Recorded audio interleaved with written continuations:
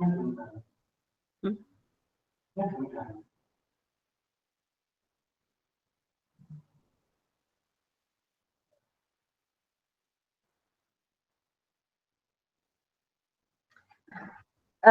afternoon, everybody. It's good afternoon from Uganda.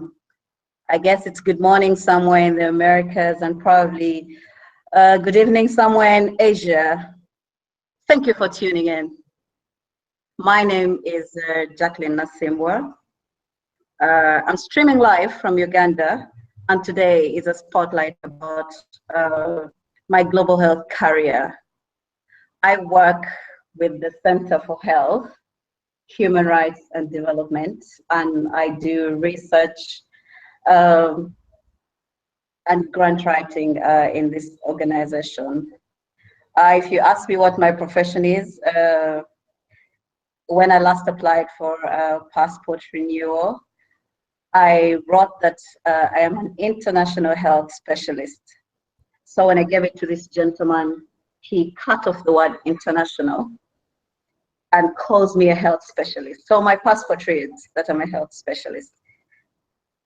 But to you all, I'm an international health specialist. And what that simply means is I am passionate about the health of people in under-resourced settings.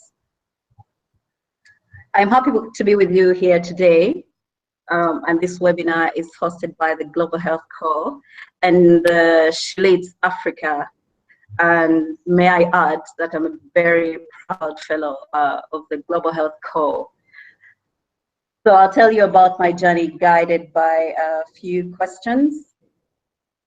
And to begin, I will talk about building a career in the health sector. I will follow that with talking to you about my leadership style and professional development thereafter. I have questions from many of you from different countries, and we'll have time to talk about those. Why am I passionate about global health? My journey begins with a personal story. I struggled with infertility for a long time, about 15, 17 years ago. For a long time, I did not know what was going on. For an African woman in a marital union, having children is like the first thing you think about. So going through years of not having children, one is a source of gender-based violence.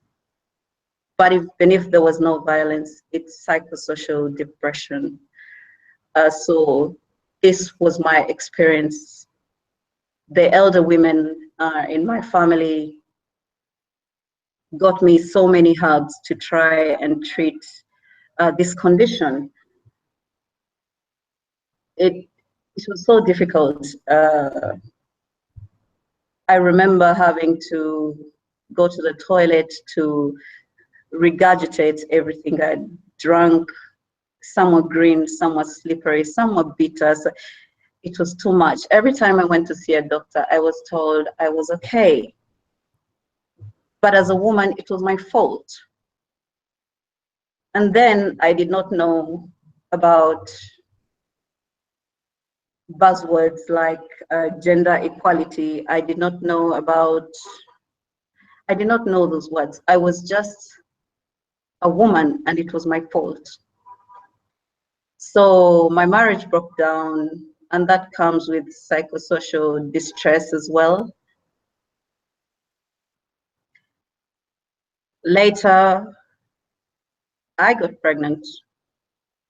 I wasn't ready. I wasn't prepared. I wasn't even thinking about it. I didn't even care because I had lost myself. I was a wretch. So here was, this time pregnant, without going to any doctors, without taking any herbs. without trying so hard, I was pregnant. And this brought a new wave of depression. Now I am a woman pregnant out of wedlock. So it's two things. I am depressed because I can't have children. Then I am depressed while I'm pregnant. So during this pregnancy, I kept wondering. So I am educated. I come from a good family. What about that woman? What about that woman who is not educated, who depends on her husband for everything? What about that woman? And I had my own experiences of childbirth.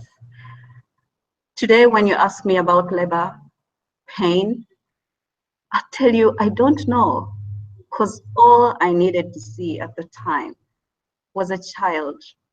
I was not thinking the pain.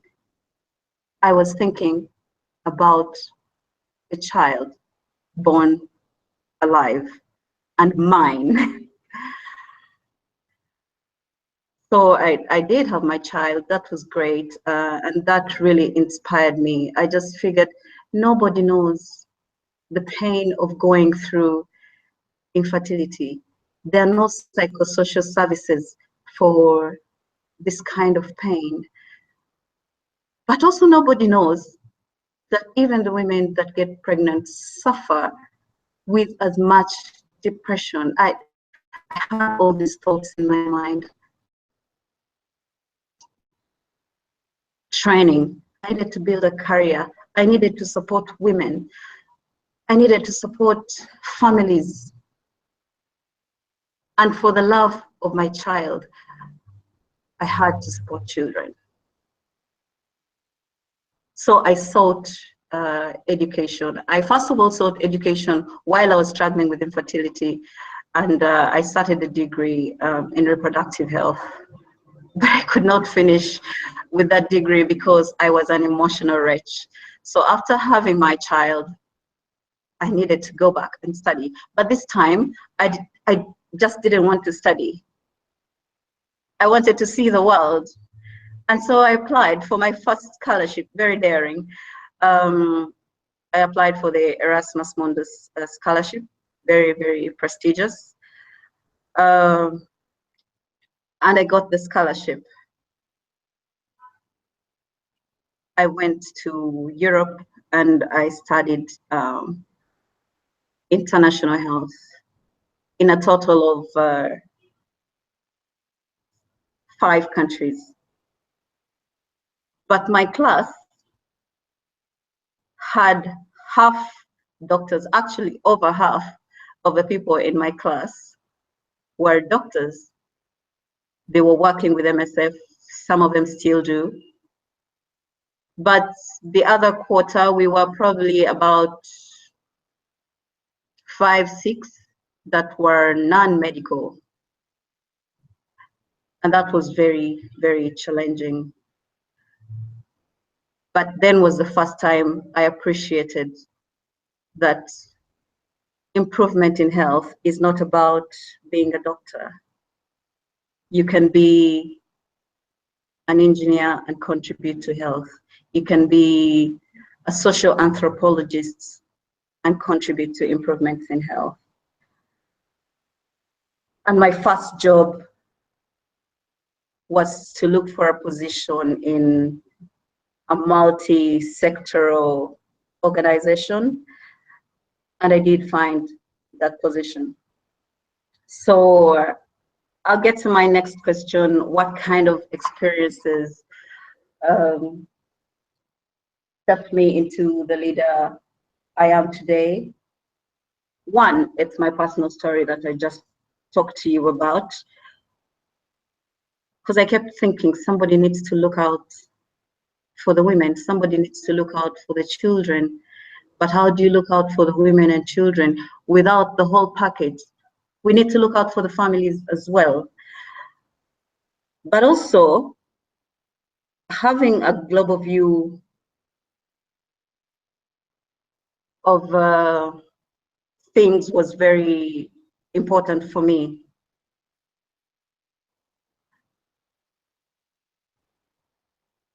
I did meet people from Nigeria who have the same problems that we do in Uganda. I did meet people from Kenya who have the same problems we have, health-related problems we have in Uganda. And I studied with people from Asia who have the same problems we have in Uganda. And that was very important for my journey. It's not about just the people surrounding me. It's not about the Ugandan women. It's about women in Africa. It's about the women in the world who are living in under-resourced settings. So over the years, I've listened to people talking about what drives them and the different quotes that push them. And mine is not very new. Probably many people, most of you who are listening to me right now, use it. I like to think that if we could change ourselves, the tendencies in the world would change. And most commonly we say, be the change you want to see.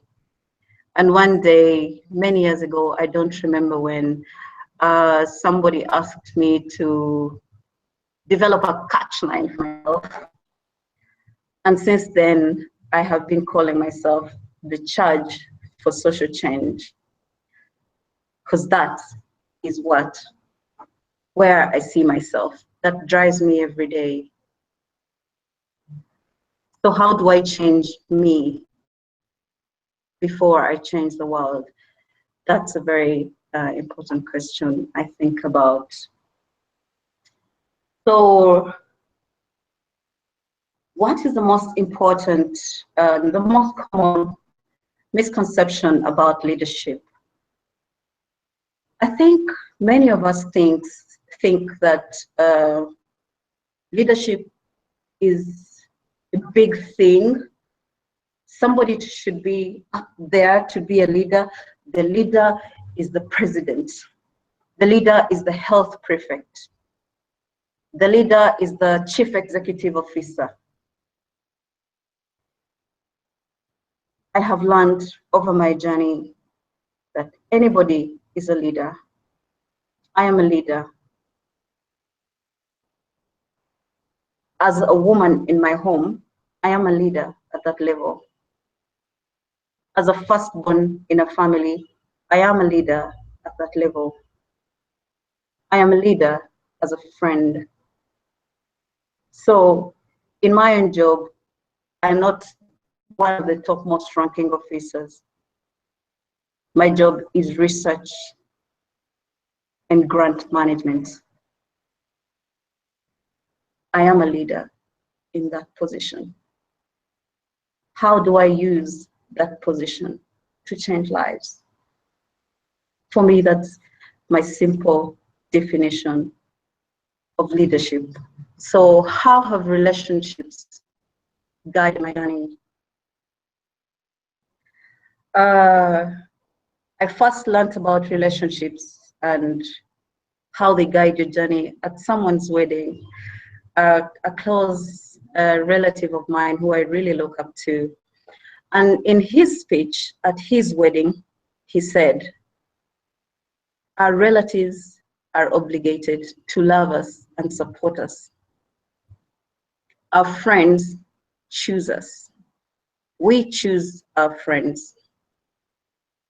So the people you choose in your life have a big contribution to the dimensions or the future that you take.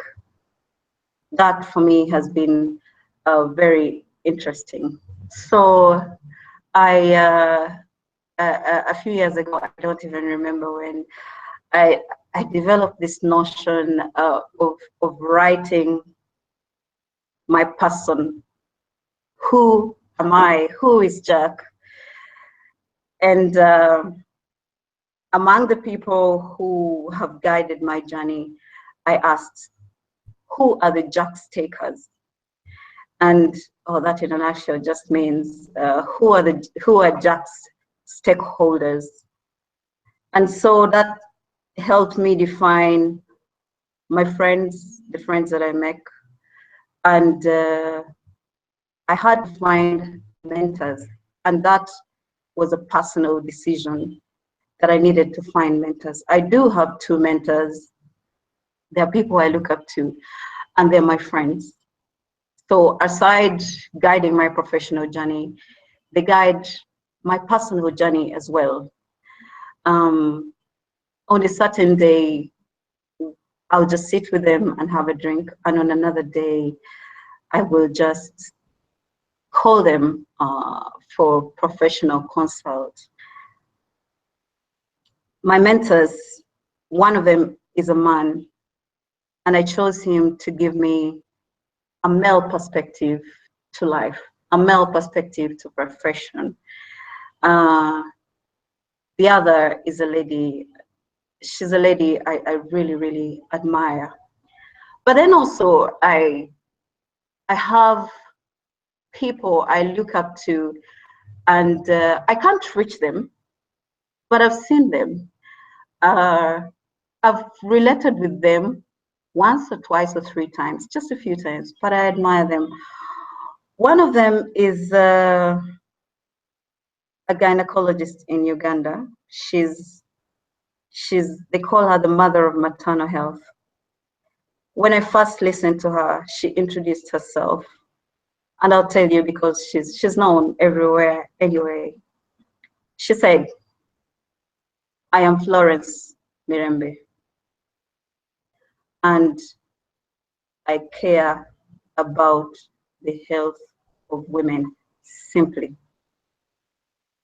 So Florence Mirembe is a professor. She's a highly known professor. She has done research. She has built such a strong reputation, but she simply introduced herself as Florence Mirembe, and she loves working on women's health. And if you ever meet her or listen to her, that's how she introduces herself, that simply. The second person is a gentleman I find very interesting. He's a professor as well. And I first met him while I was doing my master's. He's Hans Rosling. If you know Hans Rosling, you know how dramatic he is, and about statistics and how he makes figures so real, and how he makes it so interesting, and brings boxes to life, and makes balls, and has done great things. Professor Hans is an expert in statistics, and he would just ride his bicycle to the office. It was easy to walk into his office, and sometimes I would see him actually do this live. I would see him put the boxes together and talk about the 7 billion in the world. How many will we be 30 years from now? Oh, I would watch him do this. And then I would look at how simple he was. And so one day, he told me that if you want to change the world, don't go and do research just so you can publish. He told me he's published over 150 papers. But he told me, do research that will make a difference. How is your paper going to contribute to policy? How is your paper going to change something? And he gave me a very, very simple example. And he says, in Uganda, you roast maize by the roadside. It is amazing. It is sweet maize. How do you transform that maize into a value added product? How can you make that maize stay for years without getting spoiled?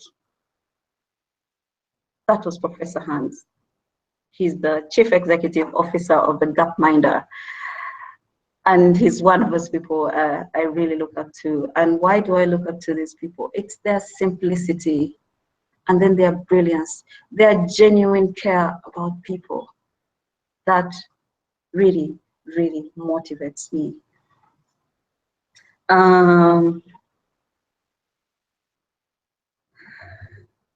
Integrating, I'll tell you about my leadership and professional development. The things I have done to develop my skills as a professional. One, I have gone, I train. I really go and train. And sometimes it's live, it's looking at a trainer and it's a one-on-one.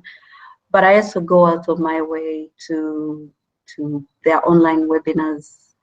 I read and they use my networks. I have international networks. I have networks with GHC. GHC is, for those who don't know GHC is the Global Health Corps, and we are a movement for global health equity. So it's different professionals, young professionals coming together for to improve health equity in their different environments.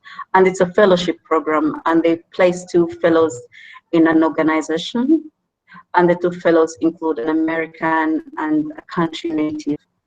So GHC has grown over time, and we have built so many networks. We meet over a number of events.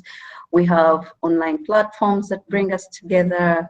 And so it's through these networks that, you know, if I need information on engineering, I can go there. Recently, I needed some information on monitoring and evaluation, and my immediate consult was a fellow who graduated only 2 years ago, and I graduated 4 or 5 years ago, and really that's important for me.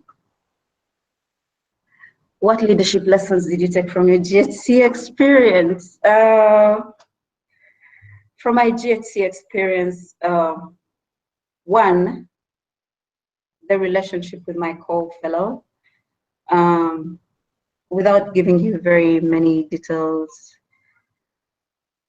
my co-fellow was an American, and we were placed in Elizabeth Glaser Pediatric AIDS Foundation, and that's right about 6 hours out of the capital city of Uganda, out of Kampala. That's the capital city is Kampala.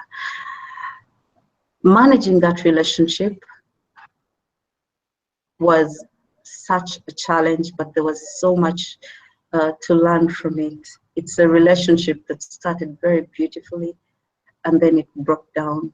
And now it's a relationship we are trying to build again without pressure. So for me, working with a person from a different culture and living with that person and tolerating them and them tolerating me and having to learn from each other just built me as a person and made me realize that culture shock is real, and we need to be cognizant that it's there. But also relationships with other people, with other fellows, and building capacity of other fellows, and having my own capacity built, really gave me leadership lessons. But also the way the Global Health Corps is set up, there's a lot of capacity building support, a lot of networking support. So there's there's so much to learn from that experience.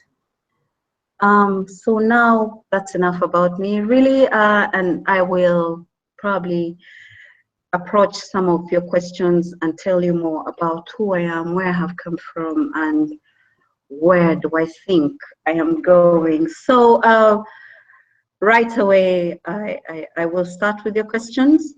For those who are just joining us, thank you for joining in. Thank you for tuning in. My name is Jacqueline Nassimbwa, and this is a spotlight about my journey as a global health advocate. So I'll start with Mbaita.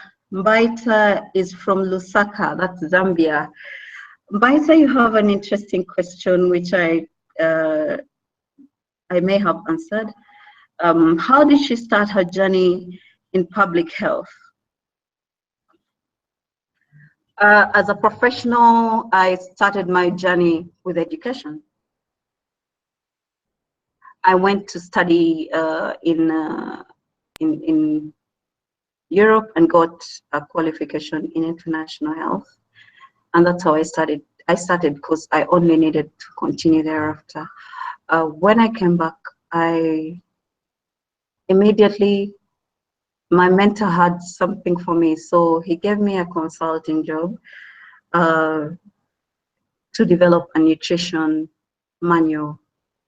And I started looking at food security issues, and he would ask me questions along that line and where I wanted to go. But I wanted to do maternal and child health. And so I had to look for a job that would lead me to that. But more than, because I was coming from a diverse group of people, I wanted to join a program that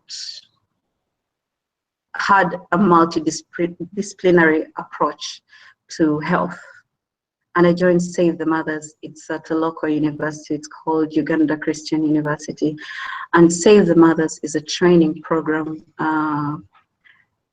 for people with diverse qualifications. And the qualification you get is a Master of Public Health Leadership in Maternal and Child Health. So that's where I really started.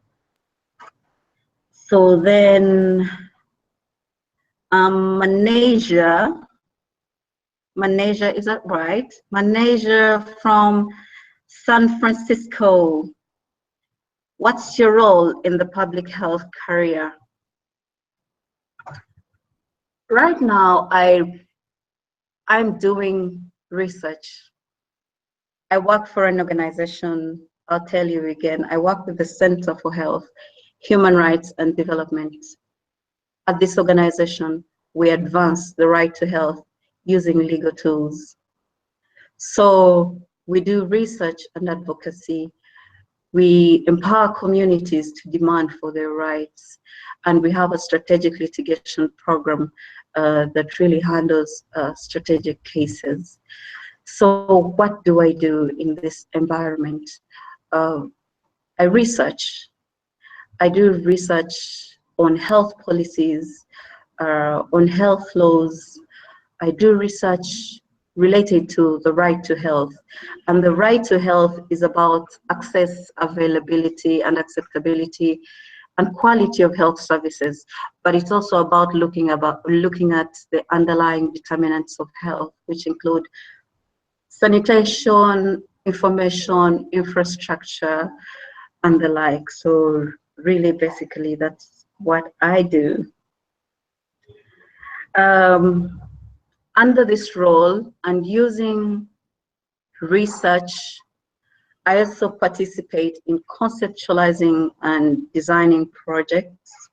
And so at the center, we use data to design and innovate for mothers and their children. Generally, we do use data to design sexual and reproductive health and rights projects.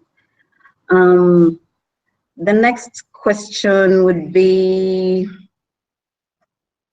let me see, Hilja Elu, and this one is from Windhoek, is that right? I think that's right. What was your main decision for not taking a traditional approach to health? Like I just told you, and for those who are just joining in, I'm talking about my journey in as a global health advocate. My main decision,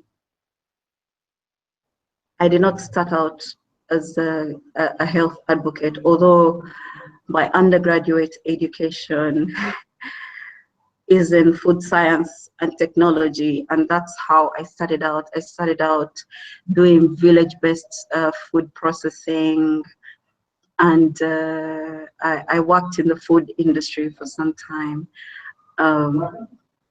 But later, I decided I did not want to do. At a certain point, I really did want to do medicine, but then I just thought, no, there are other things I can do. And with my personal experience, medicine or nursing or clinical training was not for me. It can be for other people, and I've seen people who have taken that journey, but it was not for me because I was motivated by an experience. Then Michael Mhango from Zomba. Hello, Michael, and thank you for your question. What's the biggest achievement so far, and what lessons have you taken from it? And what's been your greatest challenge so far? And what lessons have you taken from it? Michael, thank you for your question. My biggest achievement, which also relates to my greatest challenge, is an emotional story. It's a story of a young girl. I will not share her name, but for purposes of reference, let's call her Rita.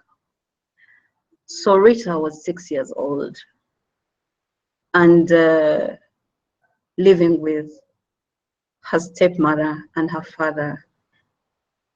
They live in a rural place, really, really rural place. Parents are not schooled at all, and she was not going to school actually. So in the rural areas, gender-based violence is on the high. So when the stepmother and the father had several quarrels. So the 18-year-old stepmother one day took it out on the child, and she had not washed the dishes properly, and she punished the child by inserting an object in her reproductive regions. Rita got a vesical vaginal fistula and a rectal vaginal fistula. What do this mean? For those who don't know this language, you have a hole on your rectal area, and you just pass stool uncontrollably, and you also have a hole on where the urine is packed, and you just pass urine uncontrollably. And this usually happens to women who stay for long in labor. She was 6 years old. So she stayed at home and started rotting, and somebody took her to the hospital, and they did not have the money to pay. So the story came out in the papers. When it did, we caught it. I and a few friends caught it. And then it did not make sense what we were supposed to do. We just rushed to find this girl and see what we can do. So one, we had to find legal justice. We had to find medical care, and that was instant. The first thing we were supposed to do was put her onto medical care. And we thought, that would be easy. So I coordinated this whole process. So she started getting medical care. And then we had to find an organization that would give us pro bono legal services.